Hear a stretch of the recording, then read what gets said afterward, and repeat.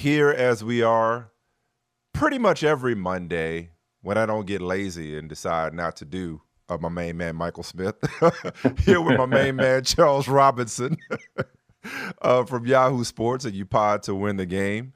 Charles, I want to start with me because this Thursday I'll be in Pittsburgh for Steelers Titans, and Will Levis is expected to get the start. Now, the Titans are doing the whole, he'll start if Ryan Tannehill is unavailable with his right ankle sprain, his high ankle sprain that cost him his Week 8 start. But after becoming the third player in NFL history to debut with 4 touchdown passes, you know the other two, by the way? You know the pop quiz? You know what the other two are? Fran Tarkenton and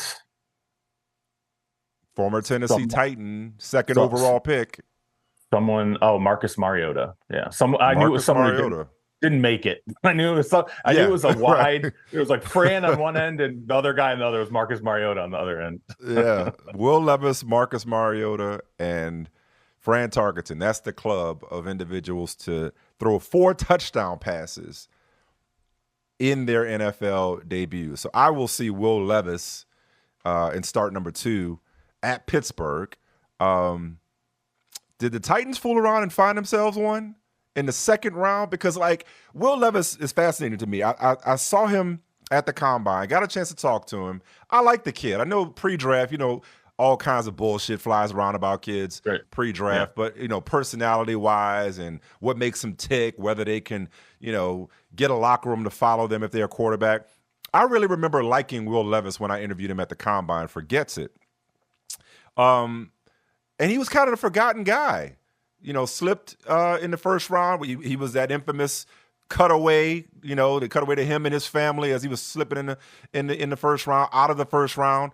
Titans trade up with the Cardinals, who had acquired the Texans' second round pick, 33rd overall. Titans trade up and stop the slide for Will Levis. We talked about C.J. Stroud and how historic his start was.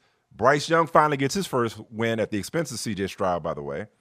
And Anthony Richardson flashed before getting hurt. Nobody really been thinking about Will Levis, and bam, here he is with 4 touchdown passes.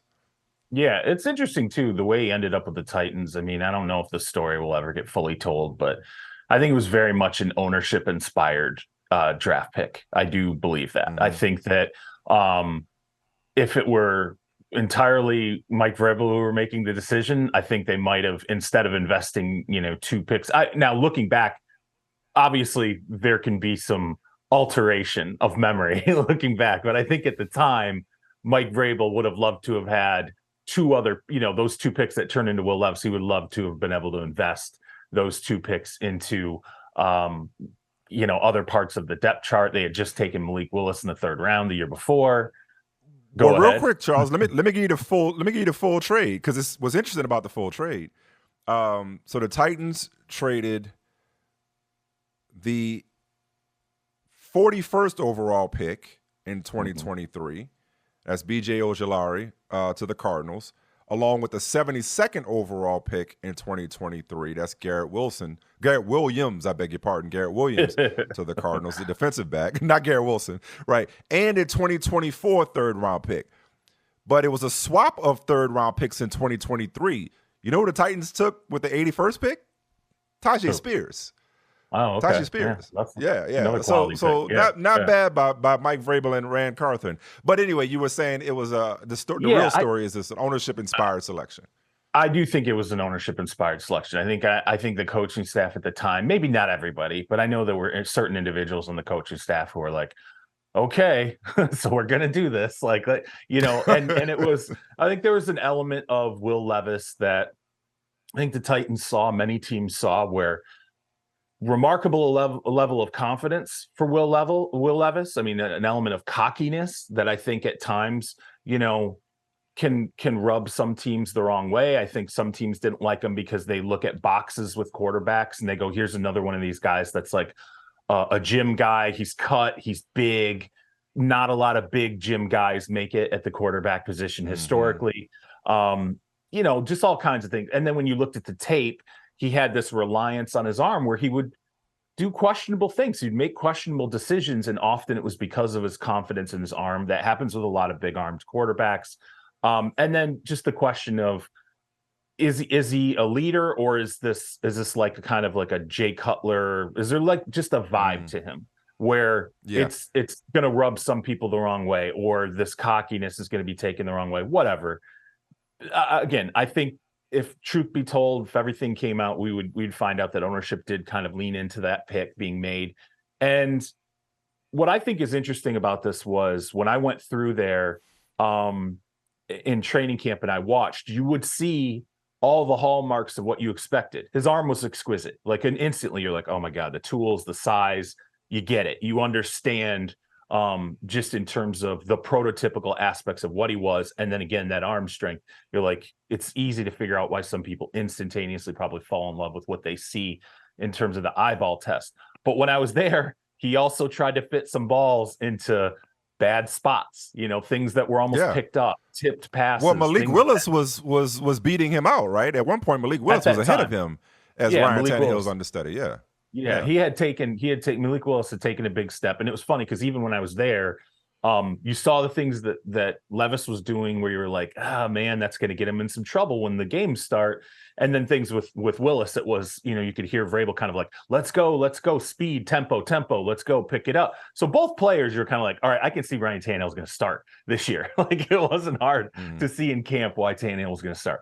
Now, once Will Levis gets in there, what I think was interesting about this day was, if you look at the 4 touchdown passes, right, which all showcased a level of arm strength. The first touchdown pass, DeAndre Hopkins had to wait for it, and it was also offensive pass interference. And this is not to dig on Will Levis. I mean, let's be 100 about it. Sure.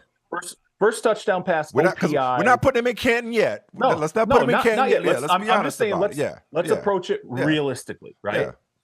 Because you see the box score and you go, "Oh my God!" Let's look at the actual history. Yeah. So first touchdown pass, OPI. Deep throw, but DeAndre Hopkins had to wait for it. Second one, zip, short area pass behind DeAndre Hopkins, but catchable. It was a fine ball. I think, you want to clean it up a little bit, but it was fine. It was a good pass. DeAndre Hopkins spins, runs it in, a yak touchdown in some respects, right? Third touchdown pass, receiver breaks wide open. Again, deep throw, but it had to slow down to catch the ball, but did illustrate some arm strength. But the fourth touchdown pass to me was the one where you're like, oh my God, okay, number 2 was a short area crossing, pass, throws behind, but got some zip. The fourth one, though, you're like, that is everything. The guy is back, that's it. Yeah. rolling back to his right, giving the wide receiver time to get open on a deep route, and then throws it without his feet completely set. It was more of a flick throw than a put your entire body into it throw. He throws across his body. The throw is diagonal across the field, and it was perfect. And you're talking like 50 yards in terms of yardage, but the air yardage had to be 65? I mean, it had to be. It was one of the most ridiculous passes I think I've seen this entire season at all. And to me, you're like, okay, this is it. This is why you get sucked in with Will Levis and the arm and all this stuff. Now, moving forward, when you see him in Pittsburgh, now they have to clean up everything else. It's a lot of the short area stuff. It's a lot of, okay, what happens when there's pocket pressure and he's getting hit? The pocket, I thought, for the most part at times held up well for him. What's going to happen when he's under duress? What are the decisions he's going to make when he starts to rely on his arm? And what is the interception going to look like? Are there going to be tips that are dropped? Or we haven't gotten to the point, it's one game. So very nice debut, a lot of great stuff to start to build on. I think it's a good thing that they're stepping into getting a good, hopefully extended look at him though. At Pittsburgh, tough place to play. Should be a pissed off Pittsburgh defense after what happened against Jacksonville. So we'll see. But so far, so good. But to me, what's more fascinating about whether or not the Titans found their quarterback at the top of the second round in Will Levis is the domino effect. Because as we have this conversation, we are a little more than 24 hours away from the trade deadline. And there's been so much speculation and discussion and reporting and rumor and tabloid conjecture about the Tennessee Titans and what they may do at the deadline with DeAndre Hopkins, who caught 3 of Will Levis's 4 touchdown passes, and of course Derrick Henry, who is in the last year of his contract, who had 100 yards from scrimmage. And to me, now that the Titans are at 3-4, and we've seen Mike Vrabel turn water into wine plenty of times in Tennessee, it's like, what's the domino effect with? And the reporting was always that the Titans did not intend to trade Derrick Henry, who for his part says he's happy being a Titan. But from what I understand, the Titans are taking that posture, which a certain dynasty manager that I know often takes when it comes to his trade negotiations, which is, hey, I'm living in a nice house right now. I don't want to move. Give me a reason to move. And so it's like, come get Derrick Henry more than we're trying to move Derrick Henry. We're trying to tear it down, or we're trying to move DeAndre Hopkins. What is your read on the effect that Will Levis's performance and the win over the Falcons has on? And again, I'm not gonna hold you to this because a lot can change between now and 4 o'clock on Halloween tomorrow. Yeah. But what is your read on the domino effect of Will Levis's performance on the Titans and whether or not they could be sellers at the trade deadline? Well, it's interesting. I had a chance to talk to a GM on the day that Howie Roseman completed the Kevin Byard trade, and I was working on something, and the GM, and this was prior, and to that was the one that set off the alarm bells about the Titans. Set up the alarm bells, trade. Right? Sure, yeah. And that was, now this was before the Vikings beat the 49ers that night, but we were talking about the trade and everything. He said, I'm paraphrasing here, but he said, I quoted him in a story.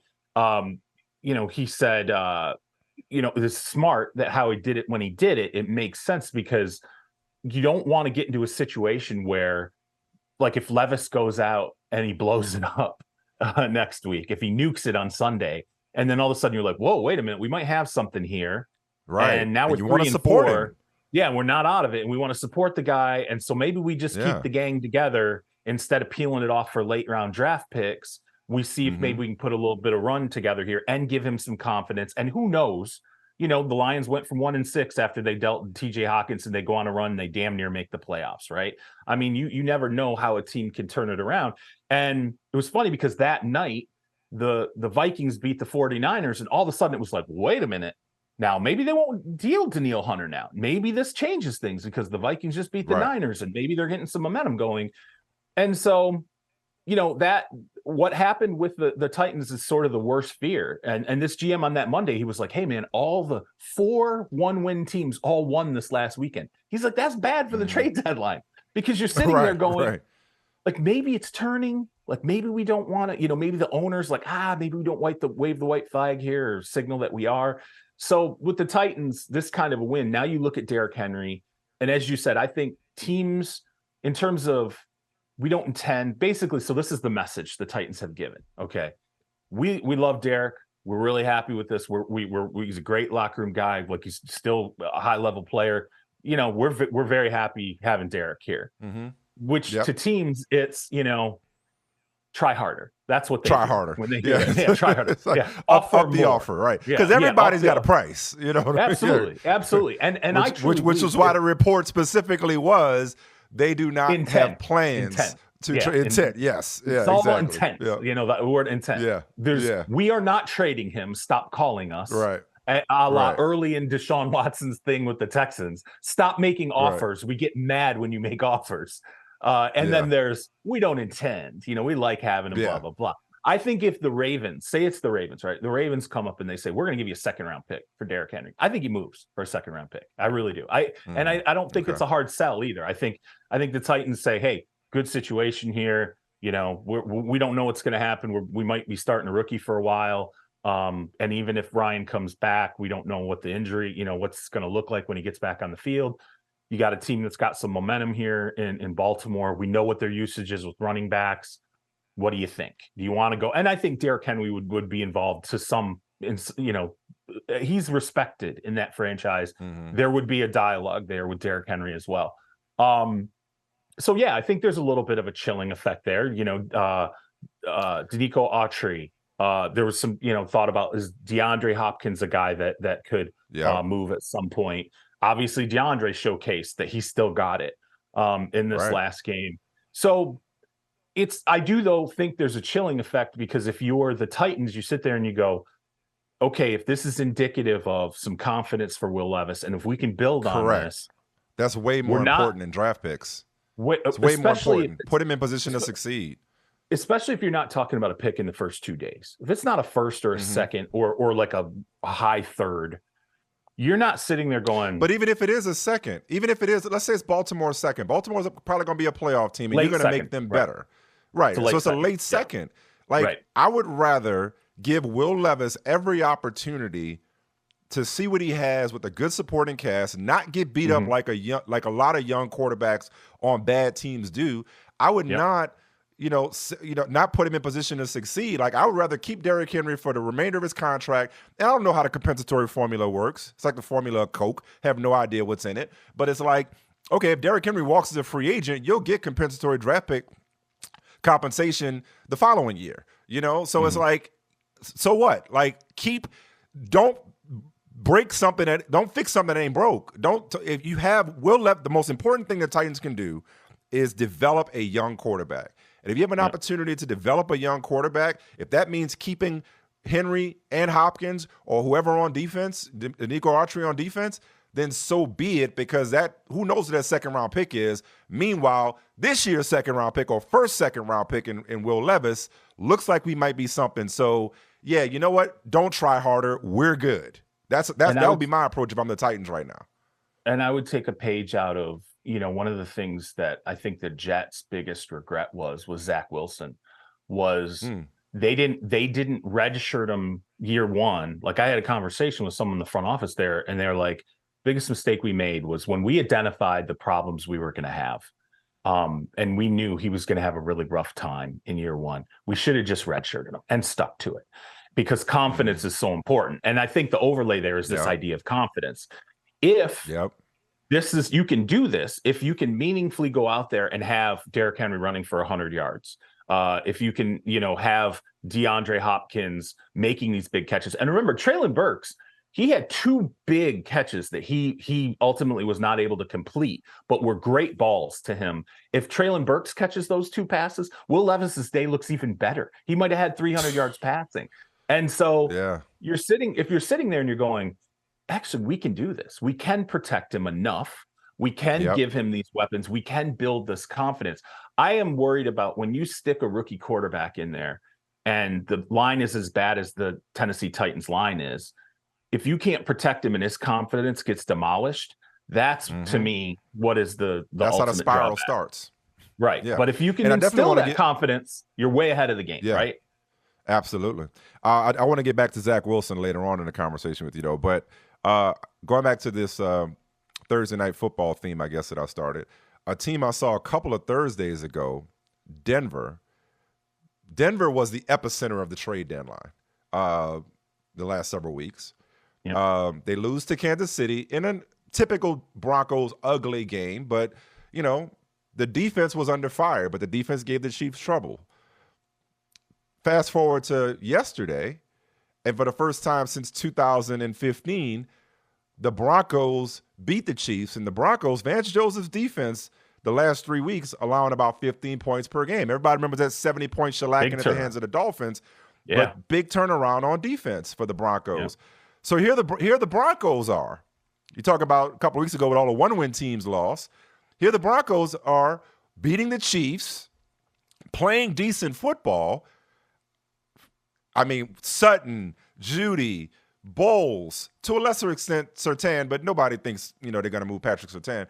But, Sutton, Judy, Garrett Bowles, Josie Jewell. Yeah, the middle linebacker. Like, there's so many different members of the Broncos that have been discussed as in trade discussions or trade speculation, I should say. It's like, do the Broncos decide to blow it up, or under the guise of establishing a winning culture in Denver in Sean Payton's first year, do the Broncos keep it together? That's the question. I mean, and again, this is what that GM said. This is winning into the deadline. It messes up calls that you've made to set up trades.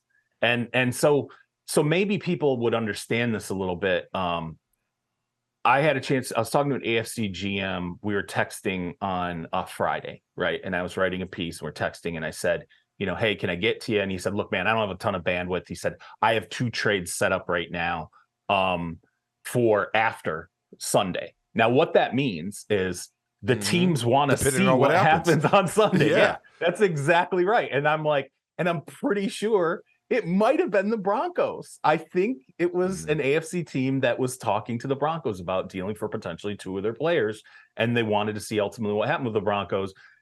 And as you said, if you're Sean Payton and you're George Payton, the general manager, and you're Greg Penner, the owner, you're sitting there and going, okay, we have a chance here where if we can scrape this all together and get this turned in the right direction, people start feeling better about Russ. Maybe some of these trade pieces. Cortland Sutton's playing really good football right now. And remember, he's not yet 30. Jerry Jeudy has had flashes again. And if Jeudy can get on that groove that he got into last season with Russ, maybe as you get deeper into the season, Sean Payton's going, okay, well, maybe these are extendable players we have here. There's no Arizona or Carolina or New York, talking about the Giants or Chicago in the AFC. Well, there's one. I mean, New England. New England at 2-6 is probably the one that's like, okay, but Buffalo's 5-3, Jets 4-3, Steelers, Browns, Bengals all 4-3, Texans, Titans, Colts all have 3 wins. Colts have 5 losses. And then in the AFC West, Chargers just improved to 3-4 on Sunday night. Raiders are 3-4. There's Denver at 3-5. I mean, and Sean Payton has already, and you did a second ago, invoked the 1-6 Lions from last year. The Broncos almost have 0 incentive to blow it up now because tanking for Caleb Williams or Drake May is not as easy as it once seemed. And you're on the cusp of a wild card. And to me, even if I still think it's a long shot, for them to be able to push their way into a wild card. But I don't think it's a long shot, especially how we've seen the defensive, like you said, after that Dolphins game, the defense got cleaned up real quick. Randy Gregory went out the door. Frank Clark went out the door. I don't know what that ultimately meant in the locker room. They moved some younger guys into more prime continual rotation, in terms of like playing time. Defenses looked exponentially better. I think if you're Sean Payton, especially after that start, you get it to, let's say, 8-9 by the end of the season. I think he could reasonably step out and say, look, man, was there maybe some overhang that I didn't expect from the previous season? Yeah, there was. Were there some things that we needed to clean up roster-wise and locker room-wise in terms of the culture? Yeah, there were. You saw us send guys out the door well before the trade deadline. So clearly that's indicative of something I was seeing that I didn't like and what happened after that. And so I'm a big believer that when I hear people say I'm not going to tank, I'm not the type to go ahead and blow it up, play the young guys and think about draft position. I am more worried about the guys who continually stay in that locker room from this year to next year and what they ultimately bring over with them from the past. I believe in carryover. I don't care what Brandon Staley says. I absolutely think that's real. And if you are, there's a reason why Garrett Bowles was sitting in his locker pissed off saying, I've been here and all I do is lose. Those guys remember things like that. So you get on a winning streak, you change that idea like the Detroit Lions, and you can, like, if the Lions, they carried last year to this year, if they can carry this year to next year, you're off and running. That's how the Buffalo Bills became the Buffalo Bills. But tanking, man, and I even hesitate to use that word. I mean, I know there's a tankathon website. No. I used it first. No, I said it first. I said tanking for Caleb Williams. Now, I know exactly what you mean. I'm actually just talking about the idea of tanking in general that we talk about, casually, but as well as I do, if not better than I do, like, that just doesn't really happen, talking about it. You may have, well, you're right. You may have organizations who strip it down. I mean, look, Kyler Murray, for example, could probably play right now in Arizona. All right. They're taking their time. They're taking their sweet time with Kyler Murray. But still, they may strip it down, but it doesn't trickle down to the coaches' offices and the locker room, because those guys are all fighting for their jobs. You may have a high level directive from ownership and on high with a secure team president or general manager that says, you know what, we're playing a long game here. But even with like Carolina last year, they were the trade deadline darlings. They didn't deal Brian Burns for what? 2 first plus to the Rams. They traded Christian McCaffrey, and yet Steve Wilkes had them playing their asses off down the stretch last year. It's really hard to convince an entire organization to just like come to work and be bad on purpose, knowing that the eye in the sky is never going to lie. So we should probably retire that phrase from football conversations, is what I'm talking about. Like you said, it's not the NBA. Yeah, it's not. So when I covered the Lions, right, and the first year I covered the Lions, was my first beat ever, 20 plus years ago. They started off with this massive like winless streak. They were awful, and I remember at one point I'm sitting in the press box and someone from the front office. It's crazy that this happened in the press box, but someone in the press box passed me a note. Like down, it was someone from the front office passed the reporter a note in the press box in front of everyone else, and I open it, and it said, "You should ask yourself why the head coach isn't playing all the young guys." And I knew what this meant. This is the idea of tanking. It was now that's, and again, it's just, we're not going to say we're tanking. We're not going to play the bad guys. We're going to shove all the young talent in to ultimately measure it, get them reps. And if we lose, hey, it enhances our draft position for next year and everything. And if we win, great, we're developing young guys, and there's upside being showcased here. But as you said, the NBA, it's 5 guys on the floor. You're ultimately an all NBA guarantee contracts. Right. Yeah, most rotations are 7-8 deep in the NBA. So you shorten the bench a little bit. You make sure the younger guys are getting more minutes, and you have a lot of rest, and also, even if you have a generational quarterback, like that quarterback is, typically, rarely is not going to turn around your fortunes by himself overnight. Yep. Yeah, there was tank for 2, and we know about Brian Flores' lawsuit.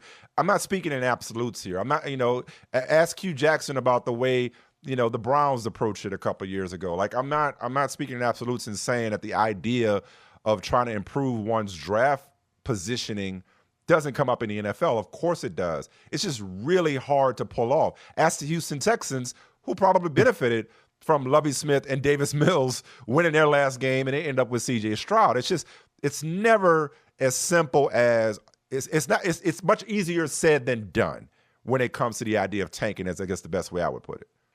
Yeah, no, that's absolutely right. I think there were some people in the Texans front office who were like, Lovey screwed us. But no, he didn't. No, he didn't. He did you a favor. Do not tempt the football gods. All right, so that's the Broncos. Now, conversely, the other thing that oftentimes, as you know, influences trade conversations, one is standing, where your team is at the trade deadline, but the other one is injury. And it wasn't that long ago where, despite the presence of his no trade clause, Kirk Cousins was being speculated as a trade target when the Vikings got off to a rough start. Or could the Jets, after Aaron Rodgers goes down, could they go get Kirk Cousins? Again, easier said than done. No trade clause. Here the Vikings are at 4-4, but now Kirk Cousins is done for the season with his own Achilles tear, ironically, tragically. Do you see the Vikings being buyers at the quarterback position? I'm not sure who they could go get right now, because most teams that have quarterbacks aren't dying to give them away. Is it worth it for the Vikings to do it? Do they shut a Justin Jefferson down all season? And do they maybe not tank, but maybe not try so hard to win games, and maybe they're in the conversation for one of these elite young quarterback prospects now that their aging free agent to be quarterback is done for the season? Right. Well, you got the options of obviously going to the bench there, but there's a lack of experience. You could go, let's see if we can bring in Colt McCoy. You could check in on Ryan Tannehill with the Titans and say, if you want to roll with the young guys, what's Tannehill's ankle? Look, there's not good options. That's my point. There's just no good options here. But you're 4-4, and it's crazy that this happened, because if Kirk does not tear the Achilles, they come out of this with zero question. They're 4-4. They're going for it. Like they're Kirk's playing great football. You can argue some element of when you look at the Vikings compared to last year. This actually, the most recent sort of the last couple of wins feels as real or more real than some of what they were doing last year when they were on a streak and they were catching all green lights. They weren't catching green lights, and yet they were carving out a 500 record after this weekend. And so there were reasons maybe even to like the Vikings as much or more than you did last season, because it wasn't just like, man, you felt like they were catching all these breaks constantly. But now that Kirk tears his Achilles, as you said with Justin, that to me has to factor into, like, do we take our time here, make sure he's as close to 100% as we can get before we put him back out there? Danielle Hunter, it doesn't really change that they're at this point where they really don't feel like they can extend Danielle Hunter, and there definitely is external interest in him. I would say he's right up there with Burns in terms of teams that are interested in acquiring him. I wish I could call this, because everything took such an unexpected left turn in that moment when that Achilles was torn, that if you had asked me one play earlier, I said, no, of course they're not. They're completely out. They're 100%. Maybe they're even an acquiring team at the break at this point. Could be a buyer, yeah. Who knows? They could be a buyer, right? Instead, I just don't see a realistic path forward for them in terms of competing, because there's no easy way to patch up the core. I don't see a quarterback out there that makes any sense to me in terms of them acquiring who is available right now. Who's available? Just like straight up, just who is a quality. I mean, quality. We're not talking about some below average veteran. I'm talking about a quality veteran who's available and healthy. Some people might say, well, if Tannehill was healthy, maybe he's quality. There's an argument there. But I just don't think there's any quality, healthy guy available right now. Maybe not quarterbacks, but they certainly seem to be quarterback hunters or pass rushers that could be on the move. You mentioned Danielle Hunter. Brian Burns seems to be practically untouchable. Obviously, that could change with the right offer. And then the two ends in D.C., Montez Sweat, Chase Young. I guess I'll ask you this. Who needs to be a buyer? You wrote a great column, as usual, for Yahoo Sports. You highlighted the 49ers and their issues in the secondary, or at minimum with the scheme in terms of the connectivity between the rush and the coverage. But in your mind, who needs to be a buyer? We're trying to figure out who the sellers are now that everything's so muddled up. But who needs to be aggressive? Who needs to be desperate, if not aggressive, to buy? I think everybody should be a buyer at some level. We don't have people. I don't know if people have noticed this yet, but two things are happening that are weird this year. Number one, scoring is down, and no one's really figured out yet why that is. And then number two, there's no clear favorite. Like, there's no every Super Bowl favorite's been blown up now at this point. They've all had games where we're like, wait, whoa, hit the brakes. Yeah. Every single supposedly dominant team has been brake checked to hell at this point. And even Philly, 7-1, it's not it's not a smooth 7-1. Yeah. It is not a smooth 7-1. And the record looks smooth, but the games have not been smooth. And you see that by Howie. Now, Howie Roseman is always active. He's always going to be active. Yeah, but he just calling just because. but I do think the application this year is because he knows, like, hey, no, we do have, we need a linebacker. We need a safety. That safety need was glaring, and he went and he filled it. I think the linebacker need is pretty legitimate in Philadelphia, and I do think there's a possibility they go and fill that. So to me, when I look at, I said that 49ers should go get a corner. Eagles should go get a linebacker. I think the Dallas Cowboys, no one's going to, I don't think anybody sees this at all as a need, but I think left tackle, Tyron Smith might not make it through the rest of the season. I think if he gets subtracted and they have to start shuffling that offensive line around, that could become a significant, and that's if there are no other injuries the rest of the season on the offensive line. That could undermine everything they're doing offensively. Like, everybody's like, oh, Dak's throwing it downfield and this is great. Remove a left tackle permanently, okay, and then now have to start sliding guys around. And it could. So I think left tackle is a need there. Everyone wants to plug the more power factor, sort of red zone running back. I get that. I do think that's a need, but I'm more worried about, solidifying left tackle. I mean, I went through the list. I think I named nine. Okay, the Buffalo Bills, they go out and they get Leonard Fournette. Everyone's saying running back. I think, you know what? If I'm the Buffalo Bills, you got ties to the New York Giants, I would reach out and say, hey, what if we give you a high pick for Leonard Williams? Because to me, I think you put Leonard Williams on the defensive line, you figure out how to bring in the salary, you reshuffle some things, you put him next to Ed Oliver on the defensive line. I think all of a sudden up front, Buffalo looks dominant again. And so every single one of these contending teams, Detroit, go get Brian Burns. I'd offer 2 firsts for Brian Burns if I was Detroit, and no, I'm going to extend him. And because to me, that's a long-term building block there. If you can't get it, I guess to me, if you could get Patrick Surtain, right, the second, if he was available for Denver, Detroit, then I'd say, okay, that's the defensive piece that you're going to have for the next 5, 6, 7 years. Go deal whatever you got to deal and get him. He's not available. Denver's not dealing that guy. Now, Burns, I do think, is gettable. It's just that David Tepper in his mind, and they're saying that they want to keep him. David Tepper knows what was on the table last year, and it's hard to get that out of your head when now you could potentially field offers for him this year. When you don't hear 2 first-round picks, it's hard but they passed on the 2 first. Tell me if I'm wrong. They passed on the 2 first because not only is it this year hard to get that package out of your head from last year, it's also hard to find Brian Burns's. And so you get those 2 first, and that sounds great value-wise, but then in the draft, you're trying to find a Brian Burns. But you're in a different position now this year if you're Carolina, because you dealt so many draft assets that now you're going, man, we really Tepper's That's fair. Really got to build. They don't have a around first Bryce next Young. year. They don't. Yeah. And you're sitting there and you're going, we got to build around Bryce Young. Well, how are we going to build around Bryce Young now when we've spent a bunch of these draft assets and we don't even have a number 1 wide receiver for him because we dealt him to go get Bryce Young? Well, what is it this year? It's a good offensive draft.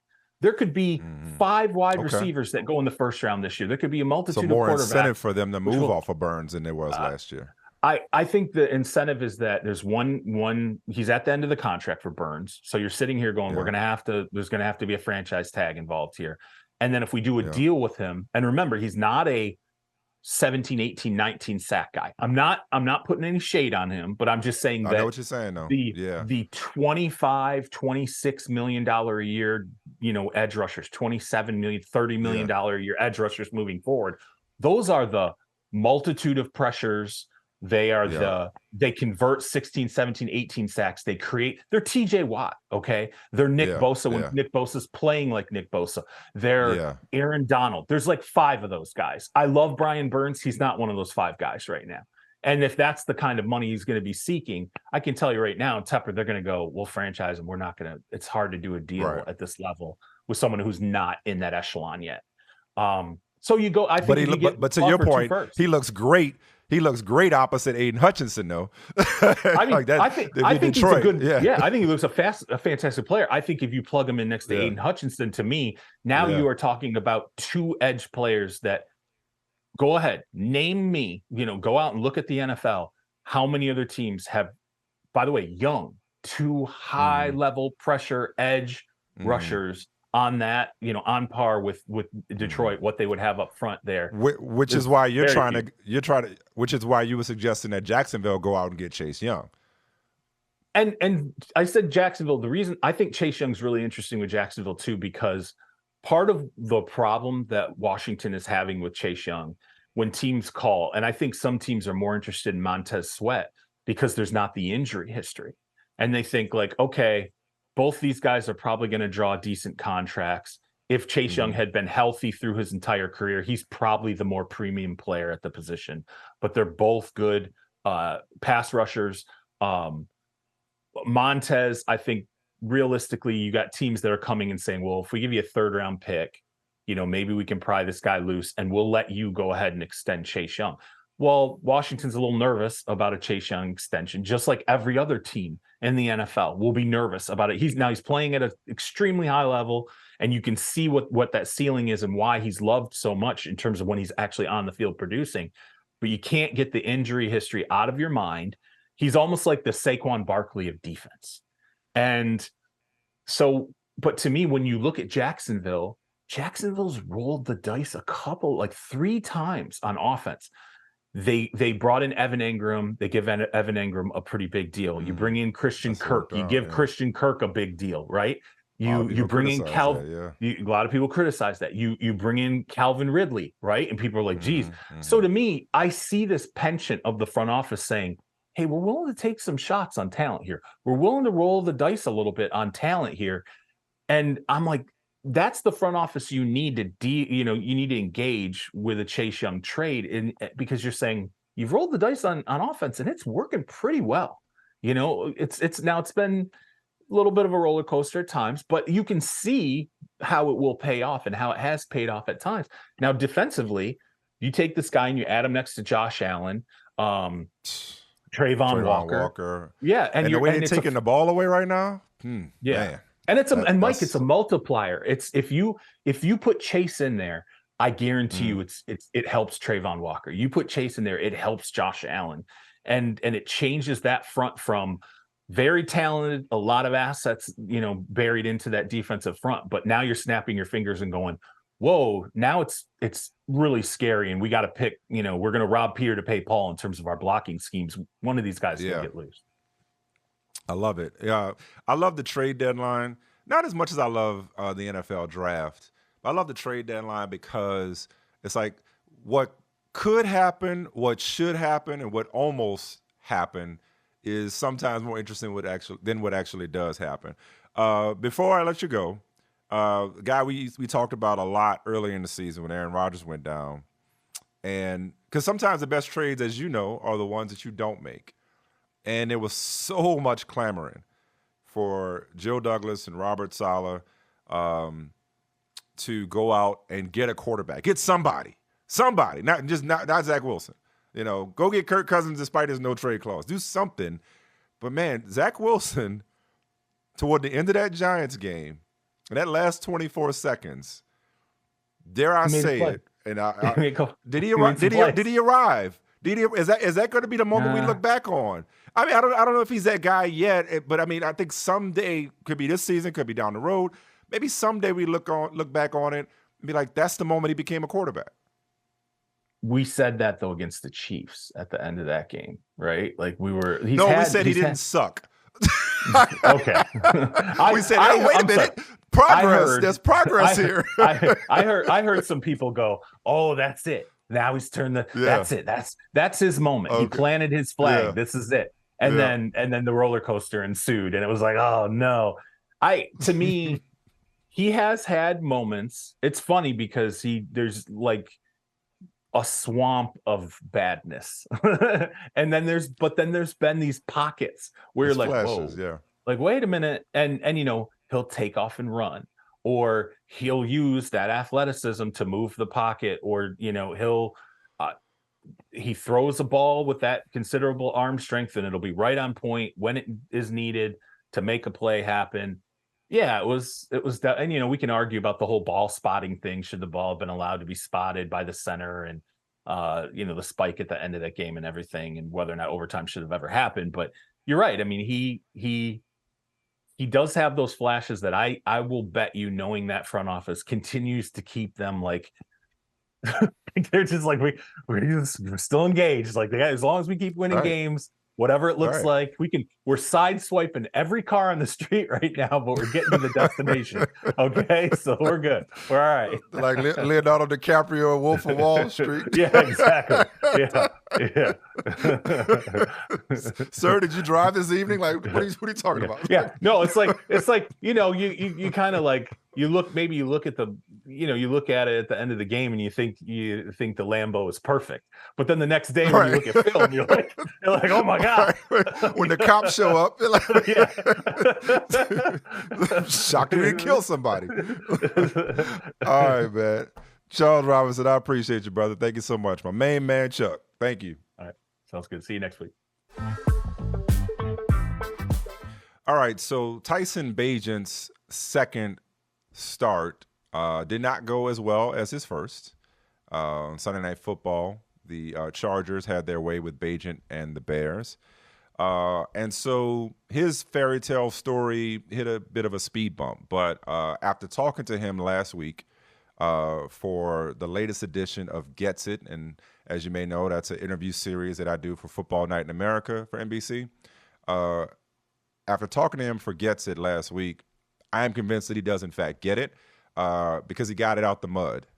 He found a way against all odds to come out of small-town West Virginia through Shepherd University as an undrafted free agent to rise the Bears depth chart all the way up to second. And he stayed ready, so he didn't have to get ready when his number was called when Justin Fields went down.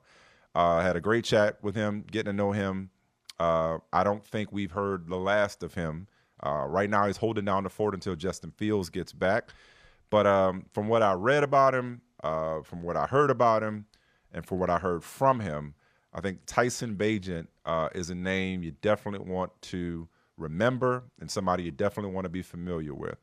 So coming up after this break, you'll hear my conversation with Tyson Bagent for Gets It with yours truly, Michael Smith. Gets It with Michael Smith, presented by The Farmer's Dog. Tyson, when did you first start to believe that this was possible, that you could someday be an NFL quarterback and start for an NFL team? I think my senior year of high school, choosing to go to Shepherd University, the quarterback that was there had gotten a shot with the Redskins at the time. And, I thought at that time I was, as good as he was, when he got that opportunity. So I knew if I went to Shepherd, did what I was supposed to do, and worked as hard as I could, that would, at least be a possibility for my football future. Mm-hmm. What about as a young boy? When did that seed, when was that first planted in you that quarterback was what you wanted to be? Well, my dad forced me to be a quarterback when I was 6. There's probably a lot of dudes on the team that could have done it better than me at that time, but he was the head coach, so he threw me in there, and then I think I really fell in love with it. Not my 6-year-old year. I hated football that year, but I think when I came back as a 7-year-old, I really just honed in as a football player, and then really grew to love the quarterback position specifically once I won the job in high school my sophomore year. I'm curious, do you remember what it was about your 6-year-old self that hated football? Yeah, 6 year. I was 6 years old, first year of football, contact football. I wasn't really into the whole contact gig yet. I was the first kid in my family, so I didn't have an older brother or sister beating up on me, so I wasn't used to it. Scared to use my pads and helmet and all that. But I think coming back my 7-year-old year, I wasn't afraid of getting hit or being touched or anything like that. So it was a lot smoother process from then on. And what about quarterback made you fall in love with it? I always wanted to be a receiver when I was little. I think once I realized that I wasn't like a 4-4, 4-5 guy, that and I was good at quarterback, that I was like, man, this could be my opportunity. And I like the whole point guard mentality of, dishing the ball out to my guys, and I like having the ball in my hand, so I feel confident in myself to be able to make the decisions, and that was kind of what played into that. They say you gotta see it to believe it. Mm-hmm. You don't see many, if any, quarterbacks coming out of West Virginia. Mm-hmm. Why did you still hold on to that belief against all odds that you can make it here out of West Virginia? I always just kept like a realistic approach to it, where I knew that the odds weren't in my favor, but I knew that my mom was 5'11", so I was going to be at least 6'2". So I knew that. So I knew that I was going to have the body figure to play quarterback. So then it all just became what are my physical abilities? What can I do on the field, and what do I need to be able to do in order to make it to this next level? And I think I just took that mindset of from high school to college, working on throws that I need to be able to make it to college level, and then from college to the NFL, the pros, just putting myself in those positions of, watching a lot of tape, seeing what these guys are doing, seeing what the concepts look like, and what I need to be able to do physically in order to put the whole picture together with the whole mental side of the game as well. And you were very deliberate, it sounds like. What allowed you to hold on to that belief, to keep the faith? I think just, the crazy belief that my family has in me, the amount, just the amazing support that they all gave me, the unrealistic belief that my father had in me, and just him just spewing that into me and my siblings day in and day out. And I think success is always helpful too. When you're successful at something, you tend to, that attracts you. So I've always been successful in football, I've always been able to win games. And I think playing for those good teams and coaches just, made my love for the game grow even more. Besides your strong arm, what else did you get from your dad? Probably just an unrealistic confidence in myself. Just because every day he was like, no matter who it was, who we were going against, like it was always like, dude, he's like, man, he's not even close to it. He's not even close to you. He's not even. It's like if I'm 10 years old, we're watching a high school game, and you got dudes out there that are 17, seniors. Man, he's not even better than you right now. Like you're already ready for that right now. So I think just the unrealistic confidence in myself that he kind of used for his career was he definitely put that into me, my younger brother, and my two sisters. So definitely the confidence part. But how are y'all different though? He's a little bit more outspoken, robust in a social setting. I only get like that in the football, in the football world. Like I like to scream and shout during football. But other than that, that's kind of where I let it all out. Like so, outside of that, I'm just nice guy. What'd you get from your mom? I can't leave her out. Yeah, she's the part of me that's off the field. So right now, you're getting my mom. On Sunday, you get my dad. So how did you envision your story unfolding? Oh man, not like this. I thought that I don't know if I had any kind of realistic vision as to what it would be like. I always felt like I would eventually play in the game, which is crazy to think about, just coming from where I came from and everything. Yeah. I always felt like I would play. I didn't think it would be early in my rookie season. I didn't think that chance would provide itself, but it did. And from then on, I've just been super happy that I've just continued to stay as ready as I can be for the moments, because you never know when it's going to come. So Yeah, you most definitely got it about the mud, as they say. yeah. Tell me about Tyson Bagent's mud. What was your mud? Yeah, I mean, growing up, just lack of resources in life and football. I think, in life, and then go to Shepherd, and you have two trainers for all sports in the whole school. So, there's not really a whole lot of treatment being done. We didn't have any cold tubs or anything like that. Me and my buddies had to. We built a dam in the local stream that went through the city, just because it stayed cold year round. So we just used that as ice tubs. So just little things like that, and just really it forces you to find ways to make up for those lack of resources that the other kids in college do get. So it just causes for you to look yourself in the mirror and be, hey, how do I figure this out? How can I get this done? Despite the circumstances. So I really that was one thing I really appreciated playing at a lower level school. And I've seen you say that a few times, that you want to outwork everybody who maybe had more than you did. You mentioned using the stream as a cold tub. What else did you do?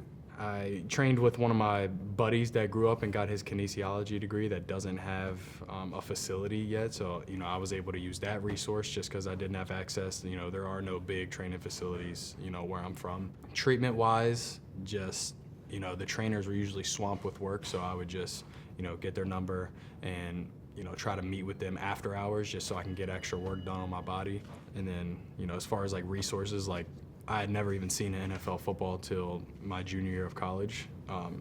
Thankfully, one of my good buddies, Trayvon Wesco, made it to the league, and he was like the only guy from around my area that made it to the league. So once a year we would throw, the first time we would throw that year, he'd usually give me a NFL ball. So I made those last for about 3 years. So really just anything like that, looking on YouTube, figuring out what's the most efficient, effective way to throw the ball, like all these things, not having a quarterback coach, really just doing everything, finding out everything online, following different cats that were on social media and putting out good content. So just taking in all of this information, all just with just the primary goal being to have a shot at least, and to not look like everybody else at the things like the Combine or the Senior Bowl, to not stick out as a sore thumb in the sense of, oh, he doesn't know what that looks like, or he's not used to this. I just wanted to make sure that I was ready for every moment and kind of taking advantage of getting it out the mud, like you said, with all things treatment-wise,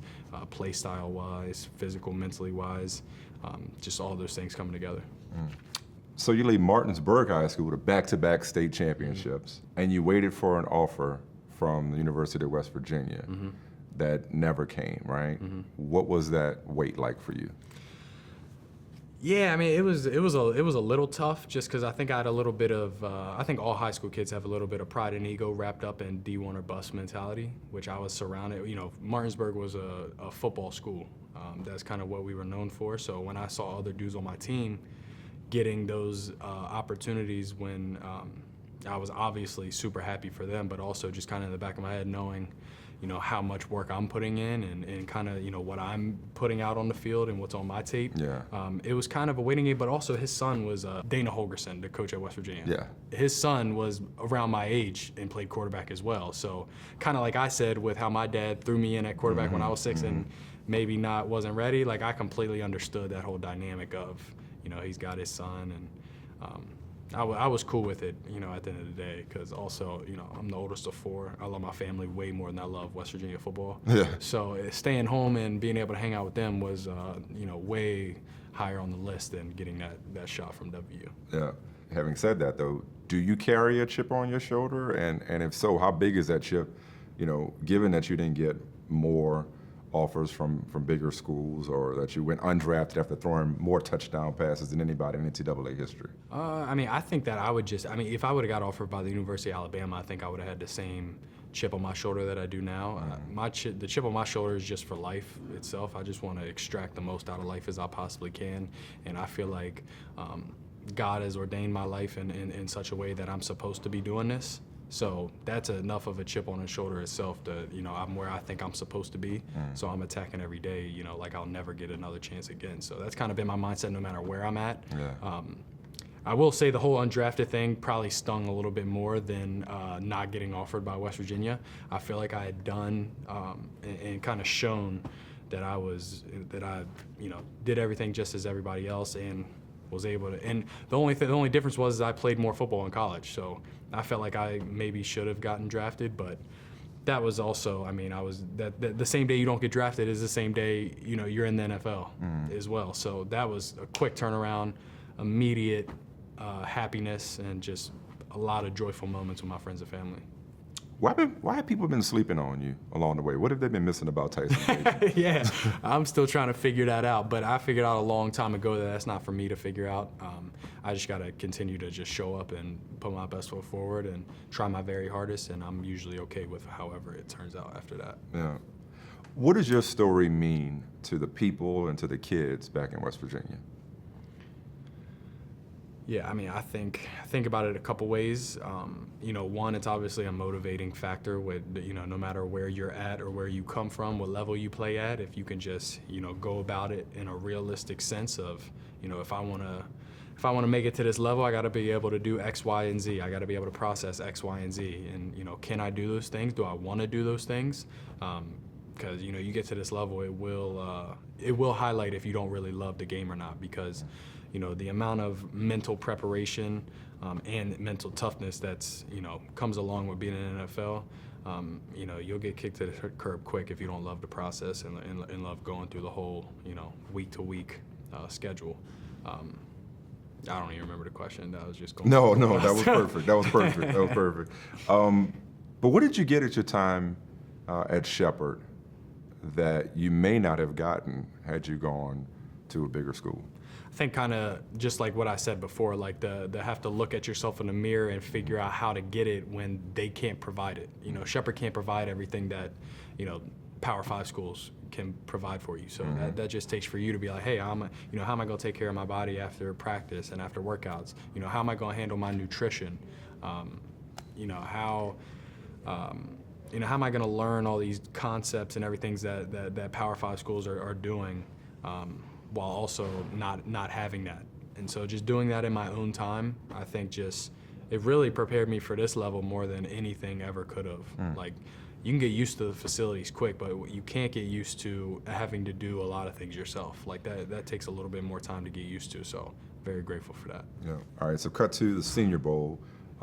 Your offensive coordinator, Luke Getsy, had you at the Senior Bowl, so he learned a lot about you. What did you learn about yourself through the Senior Bowl experience? Yeah, I mean, the Senior Bowl was huge just in the sense of the only thing that a lot of people had to say about me was the level of play that I was playing against. You know, he's good, but, you know, he's playing against D2 competition. And, you know, a lot of people were worried about that, so that was my chance to really get out there with the guys that I knew were going to get drafted, that I knew were going to have careers in the NFL, that I knew had the body type, size, speed, all the things that were going to be happening at that next level. So being able to go there, have success, and be able to process everything both mentally and physically, I thought was the key to get drafted or have a chance in the NFL. Yeah. So cut to camp. What was the moment, if there was one, where you really felt like you belonged at the NFL level?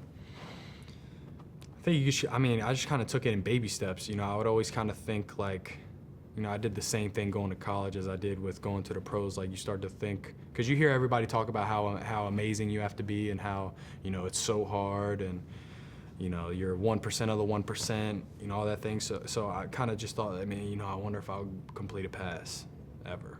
I wonder if I'll be able to really just handle the process of getting the play, getting everybody to the line and running the play effectively. Then I wonder if I'll ever throw a touchdown.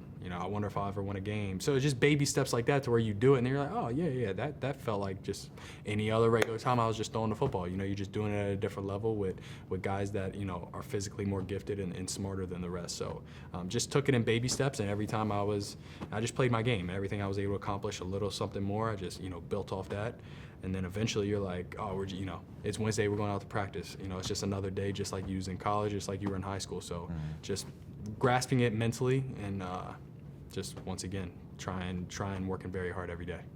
And what was the key to you climbing the depth chart to get to a point where you were one play away?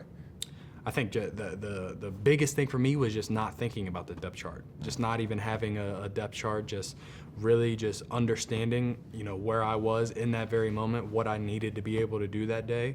And once again, I'm fourth on the depth chart when we're in that individual QB work. Like I'm getting I'm getting as much out of it as I possibly can. I'm making sure the coaches know that I'm listening to everything they're saying, drill-wise, footwork-wise, concept-wise, everything. Like, I'm locked in and I'm trying my very best. Because then at the end of the day, if you end up being fourth and you get kicked to the curb, but you gave everything you had, I was going to sleep perfectly fine, all the rest of the nights of my life. It was just, so really it was just not worrying about the part that I couldn't control and just really just controlling the controllables at the end of the day.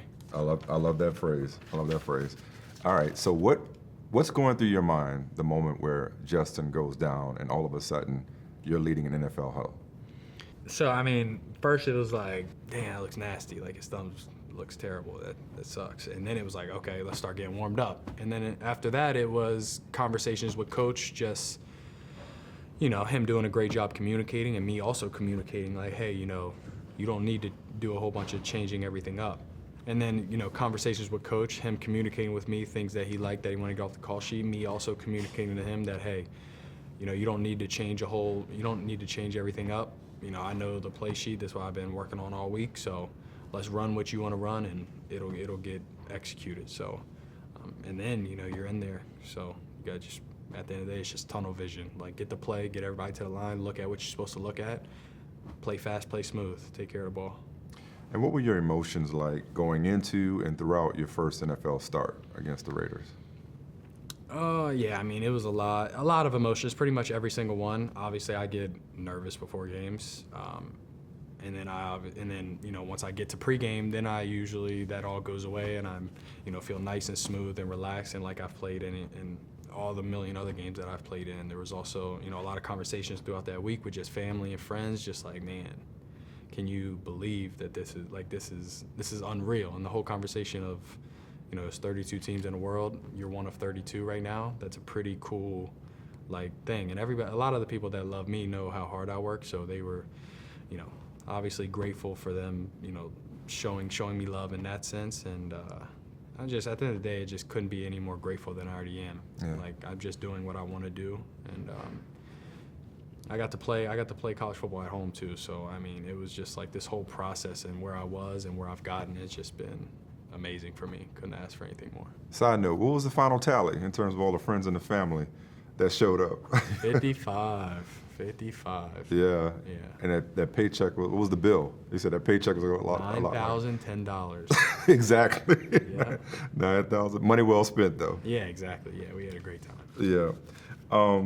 And okay, for start number 2, freaking Sunday Night Football. Yeah. Like, have you processed that, and what are your emotions going into a primetime affair? Nah, I mean, I feel like growing up watching football, like I didn't realize, I didn't realize how much of a difference it is of like the difference between playing Thursday, Monday, Sunday, early in the day, Sunday night football. So I think this week there's, I'm thinking I'm just starting, we're just playing another game, but then it's like everybody's like, hey, Sunday night football. And I'm like, man, Sunday night football. And then they go, you got different commentators, you got the whole introduction thing of saying where you're from and the school and everything. So that did, it's just exciting. That part, it's just exciting. And then after that, we're getting down to the nitty gritty, just playing another game. But it is definitely exciting stuff that a lot of people take note of in the building. Looking back at your path to this point, do you think you were always where you were supposed to be all along? Yeah, I'm a firm believer in the fact that my life was planned out far before I was here. Mactub, it is written, your life is planned out ahead of time. Shout out to my buddy G for hooking me up with the book, The Alchemist. Yeah. Everything that's happened in my life, good and bad, I felt like was exactly what was supposed to happen, and has gotten me to this point. So everything after this as well, I feel like was ordained ahead of time and was supposed to happen. So, firm believer in that effect that I was always where I was supposed to be. Is CrossFit in your life away, and teaching in high school still in your future someday? Oh yeah, as soon as some organization tells me I'm not good enough to play anymore, or I decide to retire, yeah, I mean, right after this, the next best thing for me in my eyes is to be close to my family and to be in really good shape and be a good, strong man in my community. So, yeah, always looking forward. Yeah. Well, I appreciate you giving us some time, man. Thank you so much. You. I know we got to let you go get back to your prep, but Yes, thank you, man. I appreciate Congratulations. it. Thank you. Gets It with Michael Smith, presented by The Farmer's Dog. Hey, thanks so much for kicking it with your main man, Michael Smith. Be sure to subscribe to this YouTube channel, but also subscribe to the podcast wherever you get your podcasts. Rate it, review it, tell your friends about it. Oh, and be sure to follow me on social media.